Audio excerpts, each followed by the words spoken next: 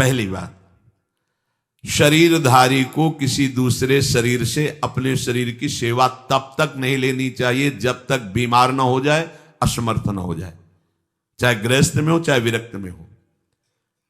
ध्यान दीजिए, आप चाहे आपकी पत्नी हो, पुत्र हो, परिवार हो, आप उनके सेवक हैं, क्योंकि वो सब प्रभु के जन हैं। इस भावना से रहोगे, कभी नाराज नहीं होगे, कभी गुस्सा नहीं आएगा, कभी झगड़ा नहीं होगा।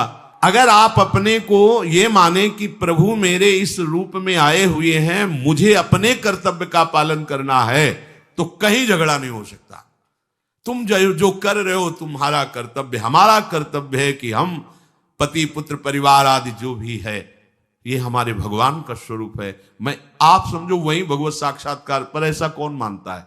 अच्छा, साधु वेश में ये जरूर सावधानी रखनी चाहिए। ध्यान देकर सुनिए, जब तक आपका शरीर स्वस्थ है, आप किसी से किसी भी प्रकार की सेवा स्वीकार न करें। भिक्षान्न के सिवा कोई भी सेवा स्वीकार न करें। अपने शरीर की सेवा तब तक करें जब तक आपका शरीर असमर्थ नहीं हो जाता। असमर्थ हो गए तो फिर हरि ही करें आकर स्वयं, या किसी को भेज दें, उनके बस की बात है। देखो माधवदास बाबा की लंगोटी स्वयं श्री ठाकुर जी महाराज धो रहे हैं। तब तक हमने अपने बड़े संतों को देखा है, बिल्कुल किसी भी तरह की कोई सेवा नहीं स्वीकार करते। अपनी दिनचर्या अपने हाथ से, अपने शरीर की पूरी। आपको क्या हो गया है? आप भी वैसे ही चलो जैसे गुरुजन चले हैं, भिक्षान्न के सिवा।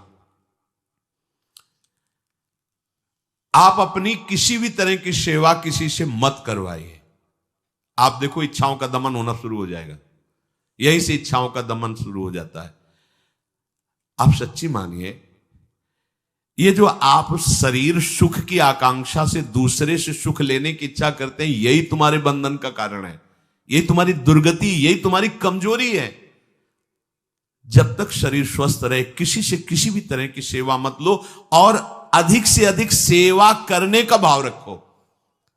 सुधार, हमें सेवा करना है, सेवा लेना नहीं है। जब तक सेव्य का साक्षात्कार ना हो जाए या शरीर असमर्थ ना हो जाए, तब तक ये नियम दृढ़ रखना चाहिए।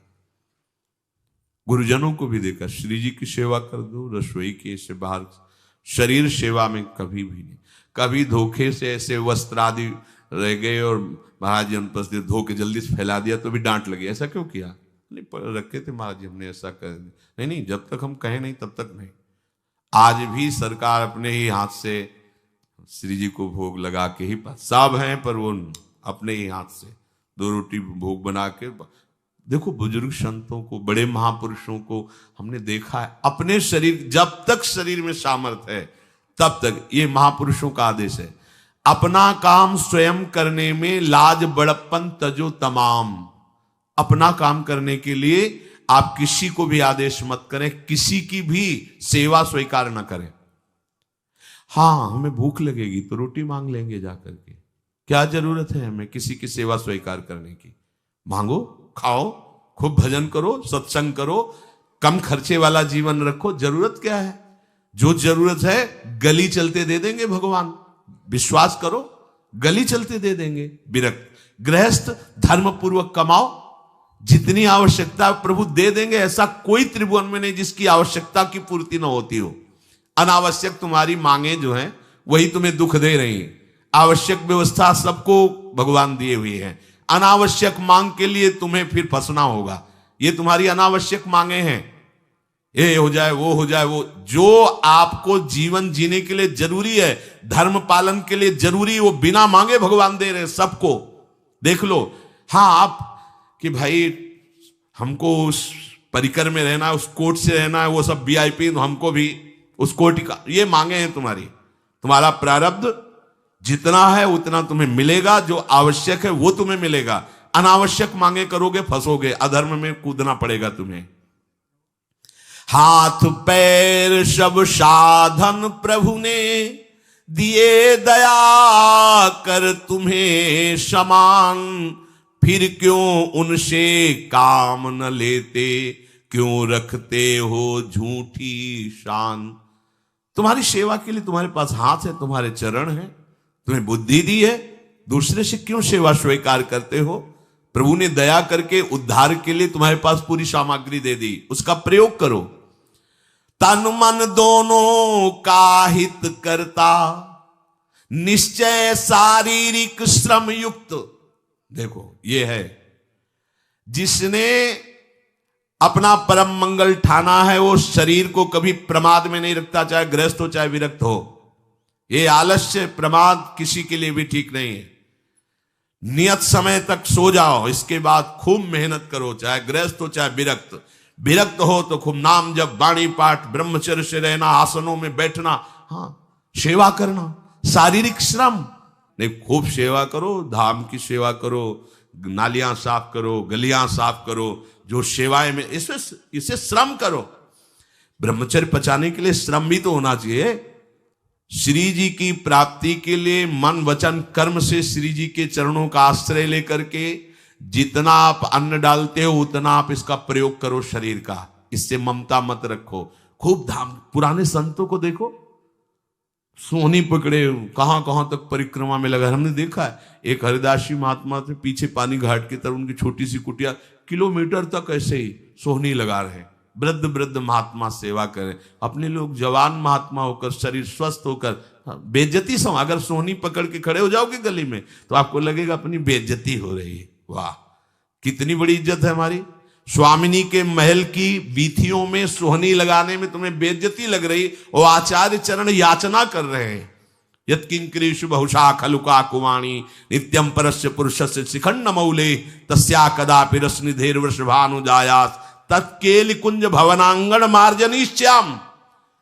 लाडली जो ऐसी कृपा करो कि आपके वृंदावन धाम में कहीं सोहनी लगाने वाली, पोछा लगाने वाली मैं बन जाऊं। मांग रहे हैं। एक से कहा भैया चाहे जितना बुरा प्रारब्ध हो, यहां जो भगत आते हैं उनके जूते साफ कर दिया करो, प्रारब्ध खत्म हो जाएगा। भाई आप समझो ये वो दवा है जो बेजोड़ है, इसे कोई काट नहीं सकता। अच्छा अगर ऐसे न समझो तो हम आपको समझा रहे हैं। गुरुद्वारे में चले जाओ, चाहे जितना बड़ा अधिकारी हो, सबसे पहली जोरी सेवा यही होती है, पादुका की सेवा करो। समझे में नहीं आ रहा तुम्हें?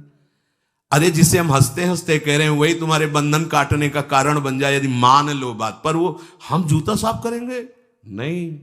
मन से हम कितने गंदे हैं ये हम नहीं देख पा रहे हैं। वो तो बाहर वृंदावन की रज उनमें पादुका में लगी, छोटी मोटी बात नहीं है। पादुका जो रखी है ये बंधनीय है। आप इनको ऐसे साधारण जूते मत समझना, ये रज में चलते।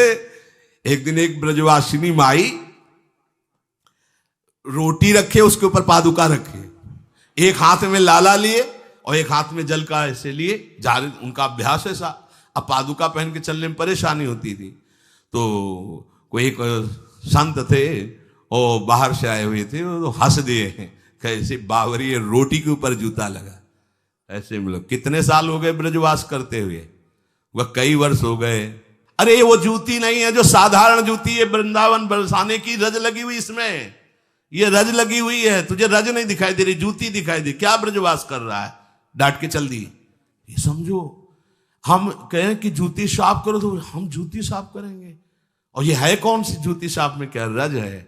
वृंदावन बरसाने सब जगह घूमते रहते हैं ये महाभागवत जन। अगर इनकी ये गृहस्थ विरक्त मत देखो, सब लाडली जी के लाडले हैं जो यहाँ आए हुए हैं। अगर हम उनकी पादुका साफ करेंगे तो हमारा हृदय साफ हो जाएगा। पर कोई मानता कहाँ है?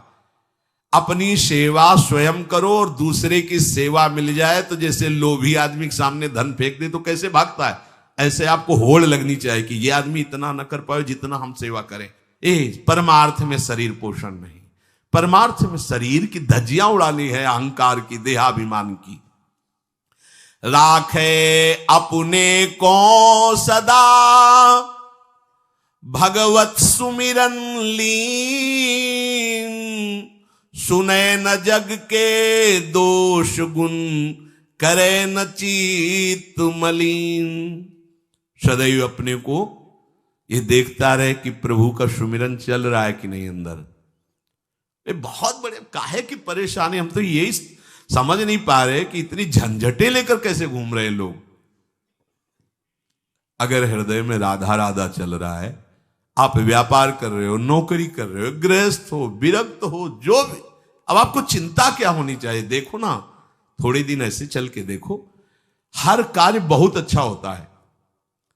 जब भगवत सुमिरन पूर्वक आप एकाग्रता पूर्वक कार्य करेंगे, हर कार्य में आपको आनंद आएगा।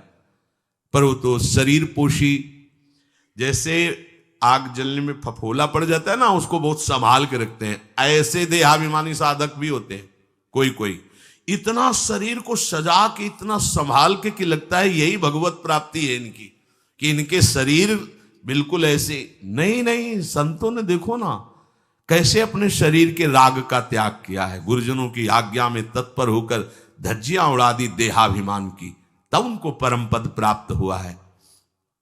अपने शरीर का राग रखने वाला परमार्थ में कैसे चल सकता है?